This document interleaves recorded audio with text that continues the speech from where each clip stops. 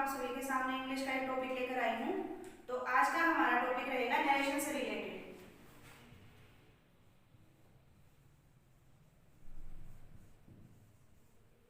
सबसे पहले जो नरेशन टॉपिक है आपका वो आपके लिए मोस्ट इंपोर्टेंट रहने वाला है।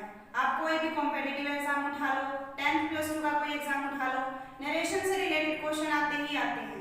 अगर मैं बात करूं एसएससी की, सीपीओ की, एचएसएससी की, तो इन तीनों में से उठा के देख लें, मतलब जिस भी सब्जेक्ट के जिस भी एग्जाम के अंदर इंग्लिश आती है उसके अंदर नरेशन से रिलेटेड आता ही आता है। और इन दोनों की अगर मैं बात करूं तो टायर 2 के अंदर 20 to 25 क्वेश्चंस आपके नरेशन से रिलेटेड आते हैं। तो आप इस टॉपिक को इग्नोर नहीं कर सकते। तो आज हम पढ़ेंगे नरेशन के बारे में। सबसे पहले नरेशन होता क्या है? सिंपल सी लैंग्वेज में मैं अगर बोलूं तो कोई भी दो इंसान है, एक हो गया आपका ए, एक हो गया आपका बी। अगर ये दोनों इंसान किसी तीसरे पर्सन के बारे में बात कर रहे हैं, ये हो गया सी।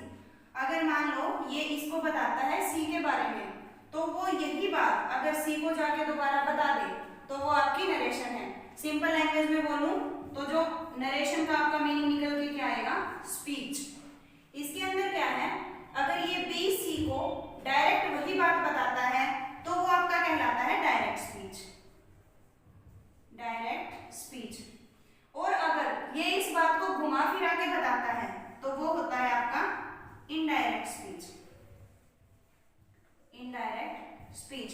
तो हमारी जो सारी नरेशन है वो इन दोनों के ऊपर ही डिपेंड है, और नरेशन में कुछ भी नहीं है। जो रूल्स हैं वो आपको मैं याद करवा दूंगी, ट्रिक से करवाऊं चाहे कैसे भी करवाऊं। और अगर आपको टेंस आते हैं पहले से तो आपको 1% भी दिक्कत होने वाली नहीं है। अगर आपको टेंस भी नहीं आते तो भी आपको परेशान होने वाली कोई बात नहीं है, क्योंकि मैं टेंस को लेके चलूंगी ही नहीं। मैं अपने आप से ऐसे रूल बताऊंगी जो आप इजीली तैयार कर सकोगे। तो शुरू करते हैं नरेशन। आई होप आपको इसका मीनिंग समझ में आ गया होगा कि नरेशन होती क्या है।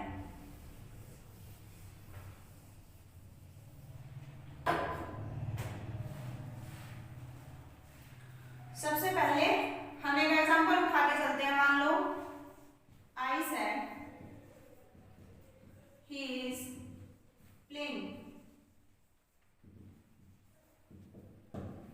तो ये सिंपल है, आपका सिंपल सेंटेंस है। इसके अंदर क्या होता है, जो आपका इन्वर्टेड कॉमा से बाहर वाली चीज है वो होती है आपकी रिपोर्टिंग वर्ब। Reporting verb. और जो आपकी इन्वर्टेड कॉमा के अंदर वाली चीज है ये होती है आपकी रिपोर्टेड स्पीच। Reported speech. हमें क्या करना होता है, रिपोर्टिंग वर्ब का सहारा लेके रिपोर्टिंग स्पीच को चेंज करना होता है। यही है हमारा नरेशन के अंदर। जैसे कुछ फार्मूले हैं आपके, मान लो एक SON वाला फार्मूला है 1 2 3, यानी जो आपके फर्स्ट पर्सन है, फर्स्ट पर्सन के अंदर कौन कौन आता है? आई, माई, मी। अगर ऐसे याद ना हो तो यूं याद कर लो कि जो इंग्लिश है ना बहुत सेल्फिश लैंग्वेज है, इसके अंदर खुद को प्रेफरेंस दी जाती है। तो आई जो है आपका उसको फर्स्ट नंबर पे रखते हैं। आई से रिलेटेड जो भी केस है आपका आई, माई, मी।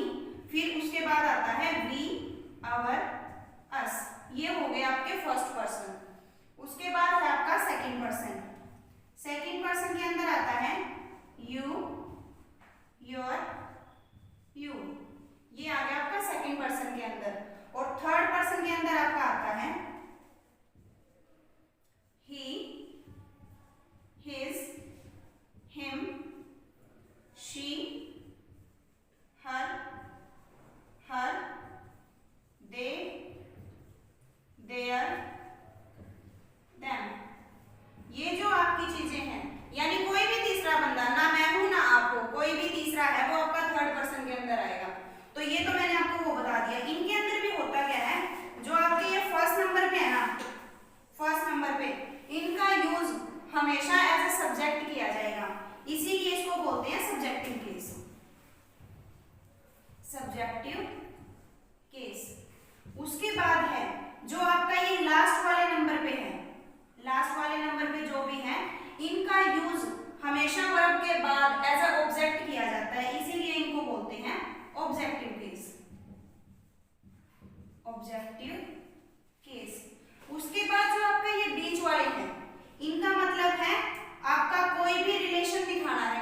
साथ कि ये बुक मेरी है, तो उसमें अंदर क्या यूज किया आपने, माई, दिस इज माई बुक। तो ये आपका होता है पोजेसिव केस। जो ये मिडल है आपका, ये होता है पोजेसिव केस। तो आई होप आपको ये तीनों केस सही समझ में आए होंगे। फर्स्ट नंबर जो एज सब्जेक्ट यूज किया जाता है वो होता है आपका सब्जेक्टिव केस। लास्ट में जो एज ऑब्जेक्ट यूज किया जाता है वो होता है आपका ऑब्जेक्टिव केस। और जो बीच वाली है आपकी, उसके अंदर आपका रिलेशन दिखाया जाता है, ये चीज मेरी है, हमारी है, तुम्हारी है, उसकी है या उनकी है। तो ये हो गया आपका पोजेसिव केस। तो पर्सन आपको आई होप समझ में आ गए होंगे। तो हम आते हैं उसी फार्मूले पे। जो हमारे फर्स्ट पर्सन होते हैं, जो हमने अभी पढ़े हैं, ये हमारे चेंज होते हैं सब्जेक्ट के अकॉर्डिंग। जैसे यहाँ पे क्या है, ये तो आपका थर्ड पर्सन है। फर्स्ट पर्सन होते हैं सब्जेक्ट के अकॉर्डिंग चेंज, और जो आपके सेकंड पर्सन होते हैं वो ऑब्जेक्ट के अकॉर्डिंग चेंज, और थर्ड पर्सन होते हैं वो no change. S mean subject, O mean object और एन मीन्स नो चेंज। यानी फर्स्ट पर्सन सब्जेक्ट के according change, second person object के अकॉर्डिंग चेंज, और थर्ड पर्सन नो चेंज। यहाँ पे आपका है ही, मैंने आपको पहले भी बताया था, जो ये वाली होती है आपकी रिपोर्टेड स्पीच होती है, इसको चेंज करना होता है। और ये वाली चेंज किसके अकॉर्डिंग होती है, इस वाली के अकॉर्डिंग। तो ही तो आपका चेंज होगा ही नहीं। अगर यहाँ पे आई होता तो वो सब्जेक्ट के अकॉर्डिंग, यानी इसमें क्या है, सब्जेक्ट आई है तो वो आई के अकॉर्डिंग ही चेंज होता। यू होता तो वो ऑब्जेक्ट के अकॉर्डिंग चेंज होता। मान लो यहाँ पे होता आई सेड टू हिम, तो वो हिम के अकॉर्डिंग चेंज हो जाता आपका। बाकी जब हम एग्जांपल करेंगे तो उससे आपको और भी ये चीजें क्लियर होगी। फिलहाल आपको इतना समझ में आ गया होगा। उसके बाद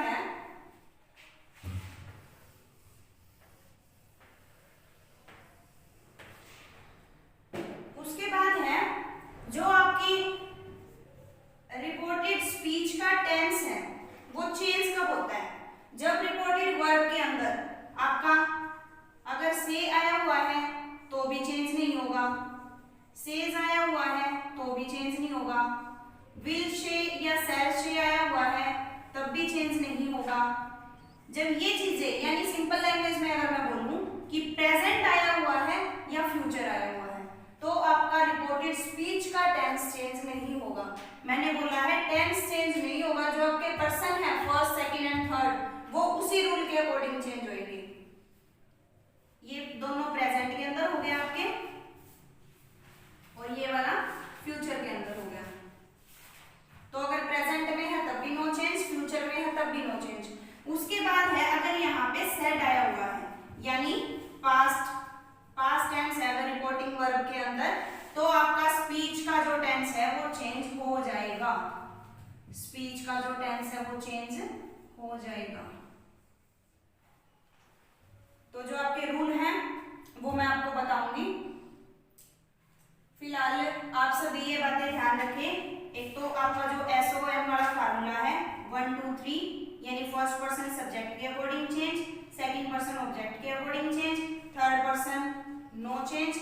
और उसके बाद जो मैंने अभी आपको ये बताया है कि जो से और सेज है वो प्रेजेंट टेंस, तो वो चेंज नहीं होगा रिपोर्टेड स्पीच का टेंस। और अगर विल से है तब भी चेंज नहीं होगा। आपका सेड आया हुआ है तो टेंस चेंज हो जाएगा। फिलहाल आज के लिए इतना ही काफी है।